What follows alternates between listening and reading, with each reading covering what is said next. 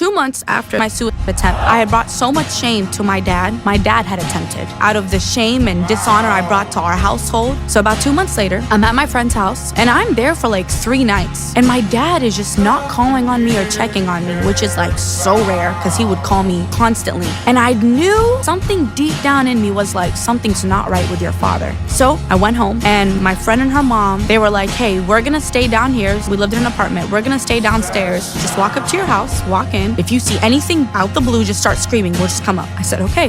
I walked into my house and everything's like slow-mo. I remember walking past the kitchen. There's like flies everywhere, food that hasn't been touched. I'm like, what is going on? And as soon as I saw that, I knew something was off. I walk into his bedroom and he's sleeping. So I see that he's breathing and I yell at him. I'm like, why aren't you answering the phone? What's happening? And he looks up at me, he gets out of bed and his face is like slurred. And I go over to the side of his bed and I see the Quran and I see a napkin on top of it with pen. And it says, I'm so sorry I failed you. Love, Baba.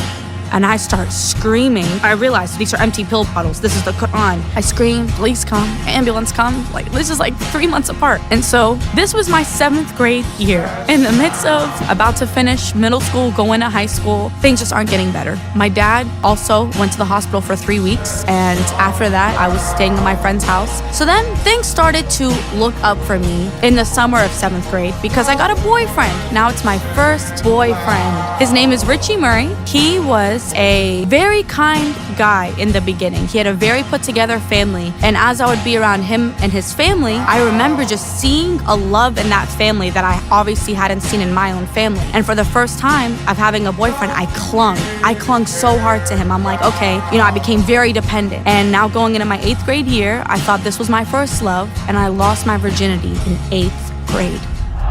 They actually made the Bible into a comic book, and it's absolutely beautiful. Every story from the Bible, from Genesis to Revelations, was beautifully illustrated and made into a comic book form. This book was originally made for young Christians who find the Bible hard to understand or feel overwhelmed by the long text. But it's now grown into something that everyone can love and enjoy through its powerful visuals. The colors and quality are truly astonishing. My favorite part is this one, right here. Thousands of families already own this, and they can't stop talking about how much their time with God has gone up, and especially their understanding. So if you or somebody you know would love this as a gift, I'll put the orange card right here for you. Use your TikTok coupons if you have any. All glory goes to God. Truly thank you for watching part 4 of this heartfelt testimony.